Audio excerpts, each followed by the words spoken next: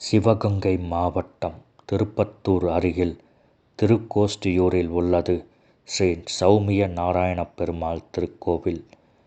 புகழ்பெற்ற 108 வைணவ திவ்ய தேசங்களில் இதுவும் ஒன்று. இந்த கோவிலின் தேவ புஷ்கரணி எனப்படும் தெப்பக்குள படிக்கட்டுகளில் மாசி மக நன்னாளில் ஏற்றப்படும் தீபத்திற்கு தனிச்சிறப்பு உண்டு.